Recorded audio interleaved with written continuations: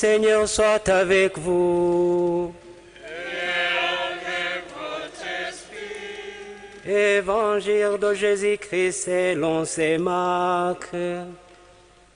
Gloire à toi, Seigneur.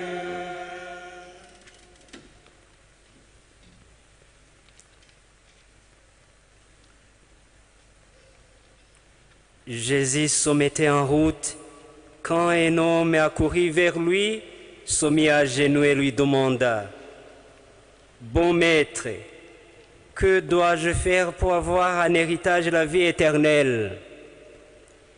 Jésus lui dit: Pourquoi m'appelles-tu bon? Personne n'est bon sinon Dieu seul. Tu connais les commandements: ne commets pas de meurtre, ne commets pas d'adultère, ne commets pas de vol, ne porte pas de faux témoignages, ne fais pas de tort à personne, honore ton père et ta mère. L'homme répondit: Maître, j'ai observé tous ces commandements depuis ma jeunesse. Posant alors son regard sur lui, Jésus se mit à l'aimer.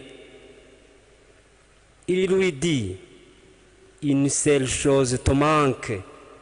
Va, vends tout ce que tu as, donne-le aux pauvres, et tu auras un trésor au ciel. Puis, viens et suis-moi. Mais lui, à ces mots, devint sombre et s'en alla tout triste, car il avait de grands biens. Alors Jésus regardait tout autour de lui et dit à ses disciples: Comme il sera difficile à ceux qui possèdent des richesses d'entrer dans le royaume de Dieu. Les disciples étaient stupéfaits de ces paroles. Mais Jésus reprend: Mes enfants, comme il est difficile d'entrer dans le royaume de Dieu, il est plus facile à un chameau de passer par le trou d'une aiguille qu'à un riche d'entrer dans le royaume de Dieu. De plus en plus déconcertés, les disciples se demandaient entre eux: Mais alors, qui peut être sauvé? Jésus les regarde et répond: Pour les hommes, cela est impossible, mais pas pour Dieu, car tout est possible à Dieu. Acclamons la parole de Dieu. Louange à toi, Seigneur Jésus.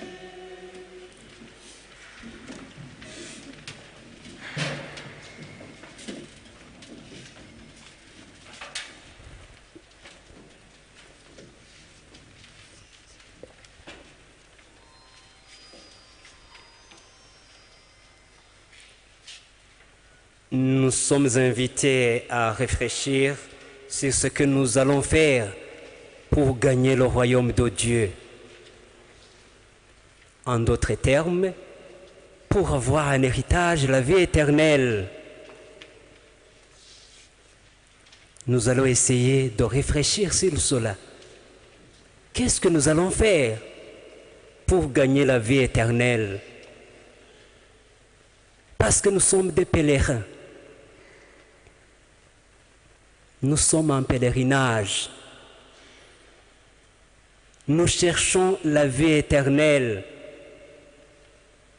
Comment gagner cette vie? Comment gagner le royaume de Dieu? Qu'est-ce que nous allons faire?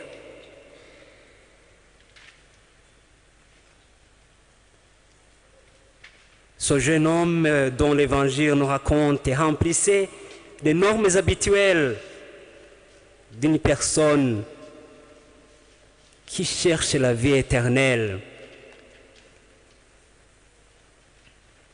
Cette personne remplissait les conditions parce qu'elle a observé les commandements de Dieu.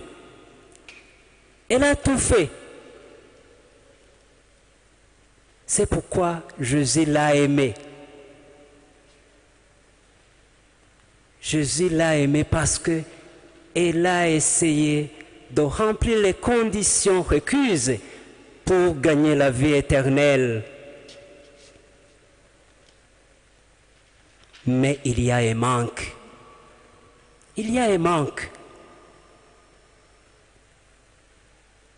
Nous qui sommes ici, peut-être nous pouvons dire que nous remplissons les conditions requises pour gagner la vie éternelle. Mais après une analyse méticuleuse, nous pouvons comprendre qu'il y a un manque. On peut trouver ce manque. C'est pourquoi nous cherchons le Seigneur sans cesse. Observer les commandements, les 10 commandements de Dieu,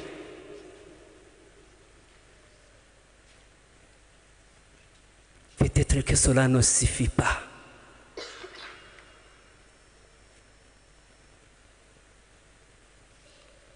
Cette personne est riche, elle possède de grands biens. Elle possède de grands biens. De plus, elle mène une vie droite. Elle a tout fait pour cette vie éternelle. Et Jésus ne conteste pas ce que cette personne vient de dire. Jésus ne conteste pas, ne refuse pas. Jésus a vu que cette personne a essayé. Mais Jésus implique en disant quelque chose te manque.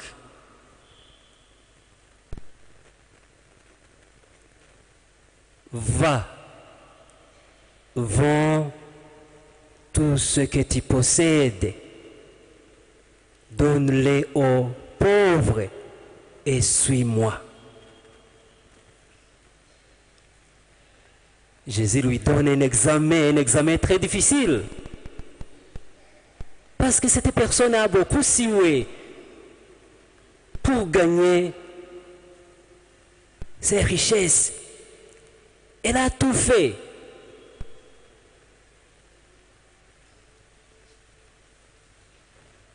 Elle a beaucoup travaillé. Elle a utilisé toutes ses énergies pour gagner la richesse qu'elle possédait. Mais voilà, Jésus lui dit, va. Du verbe aller, va.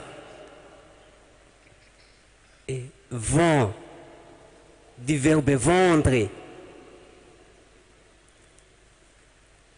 Après avoir vendu ce que tu possèdes, donne-les aux pauvres. L'argent que tu trouves dans ces richesses, partage-le aux pauvres. Et tu vas être libre de me suivre. Sinon, tu es attaché. Tu n'es pas libre de me suivre. Gagner la vie éternelle, c'est difficile pour toi. Parce que la possession que tu as est un obstacle pour toi pour gagner la vie éternelle. Cette personne est triste.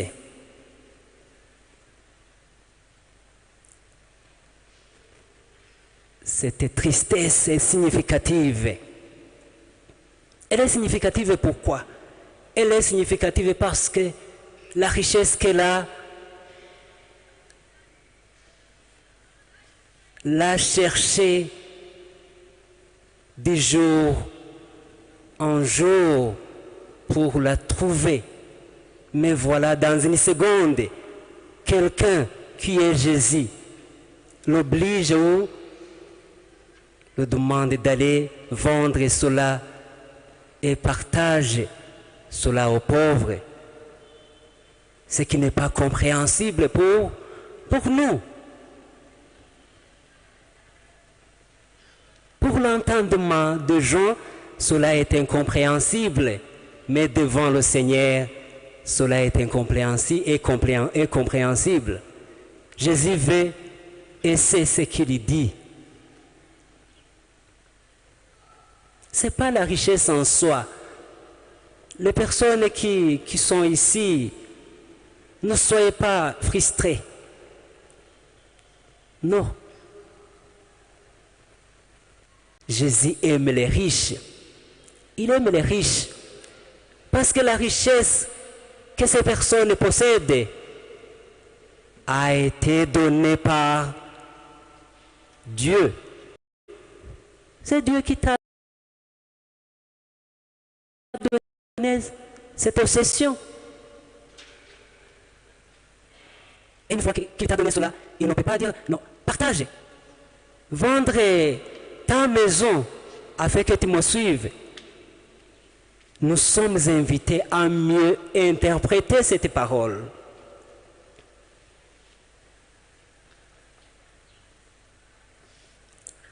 Peut-être la possession que tu as, tu penses que c'est cela qui va t'aider pour gagner la vie éternelle. Mais pas cela.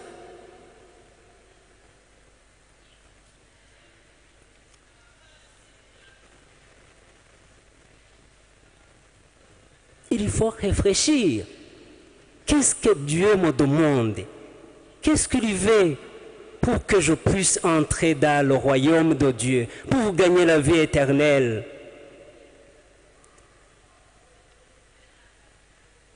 Nous habitons avec les pauvres. Peut-être que nous ne soucions pas de ces gens. Il ne suffirait donc pas d'être honnête, d'observer tous les commandements. On pouvait croire que cette personne est fidèle, irréprochable. Et voici une nouvelle exigence. Révèle le fond de son être. Nous sommes venus devant le Seigneur et nous pouvons présumer que nous sommes irréprochables devant le Seigneur. Nous avons tout fait, mais une condition, une exigence nouvelle, de partager ce que nous possédons avec les pauvres. Dieu t'a béni pour que tu sois la bénédiction de celui ou de celle qui habite à côté de toi.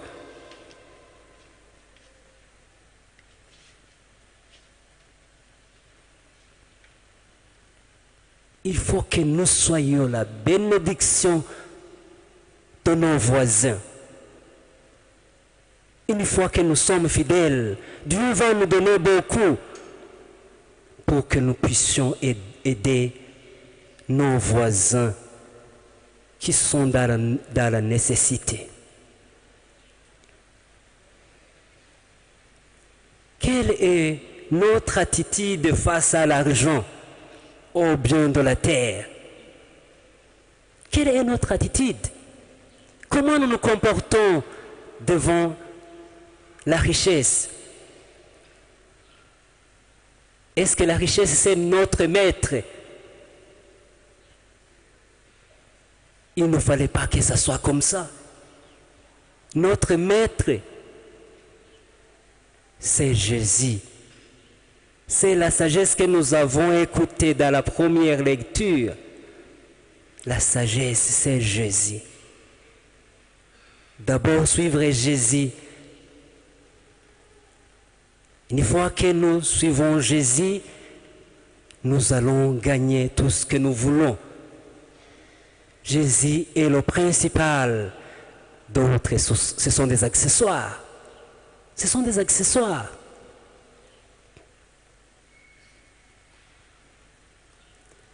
L'évangile d'aujourd'hui n'est pas une bonne petite recette tranquillisante. C'est la plus formidable aventure. Le risque, c'est le risque. Pour cette personne que l'évangile nous raconte, c'est le risque. vendre la possession afin que tu suives Jésus, afin que nous suivions le Maître qui est notre Maître. Notre Maître, ce n'est pas l'argent. Notre Maître, ce n'est pas la richesse. La richesse nous est utile.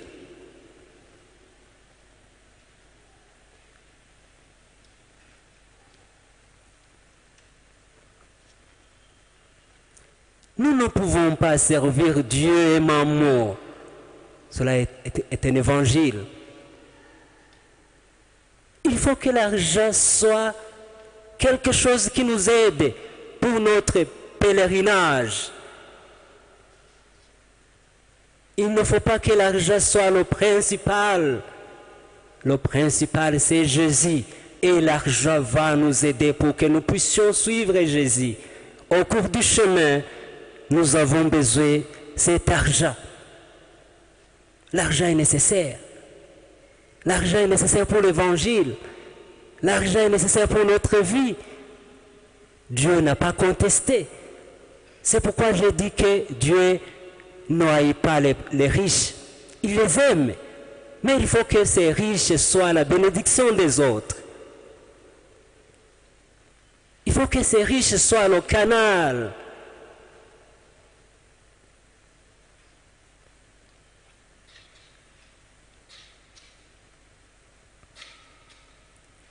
La comparaison entre la richesse et la sagesse.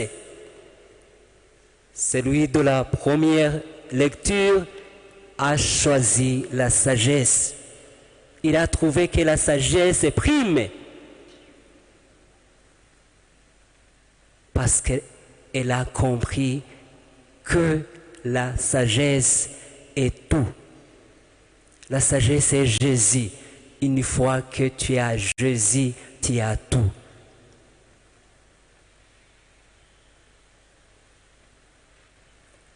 Demandons toujours pour que nous puissions méditer, comprendre la situation d'actuelle, parce que nous avons entendu dans le psaume, apprends-nous la vraie mesure de nos jours, que nos cœurs pénètrent la sagesse. Il faut toujours comprendre que nos jours sont comptés. Nos jours sont comptés.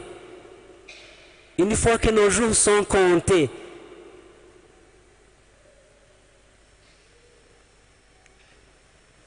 nous sommes invités à apprendre la sagesse.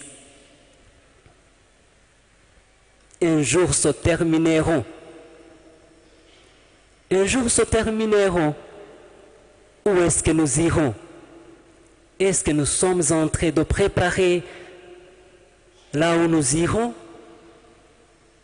Parce que nos jours sont comptés, selon le psaume. Est-ce que nous demandons la sagesse?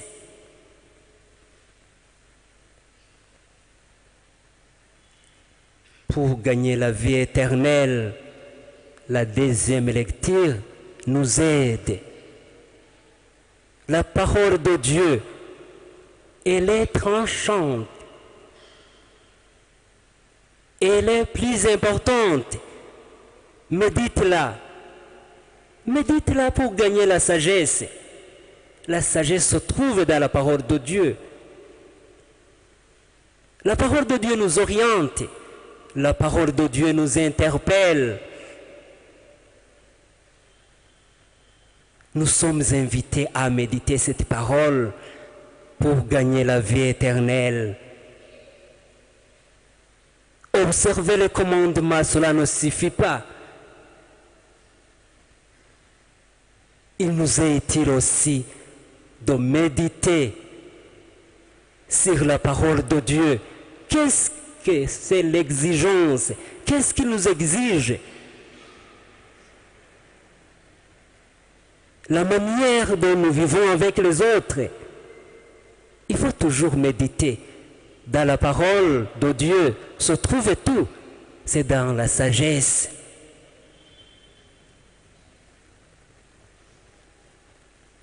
Que le Seigneur nous aide afin que nous puissions mieux méditer sur sa parole et comprendre la vraie mesure et savoir que nos jours sont comptés et que nous puissions préparer là où nous irons, là où nous serons après cette vie d'ici. Nous sommes en pèlerinage. Que ce pèlerinage soit bénéfique pour chacun ou chacune d'entre nous. Que la Vierge Marie nous aide à mieux méditer sur la parole de Dieu, qui est la sagesse par l'excellence. Je vous salue Marie, pleine de grâce, le Seigneur est avec vous. Vous êtes bénie entre toutes les femmes, et Jésus, le fruit de vos entrailles, est béni. Sainte Marie, Mère de Dieu, priez pour nous pauvres pécheurs, maintenant et à l'heure de notre mort. Je vous salue Marie, pleine de grâce, le Seigneur est avec vous. Vous êtes bénie entre toutes les femmes, et Jésus, le fruit de vos entrailles, est béni. Sainte Marie, Mère de Dieu, priez pour nous pauvres pécheurs, maintenant et à l'heure de notre mort. Je vous salue Marie, pleine de grâce, le Seigneur est avec vous. Vous êtes bénie entre toutes les femmes, et Jésus, le fruit de vos entrailles, est béni. Sainte Marie, Mère de Dieu, priez pour nous pauvres pécheurs, maintenant et à l'heure de notre mort.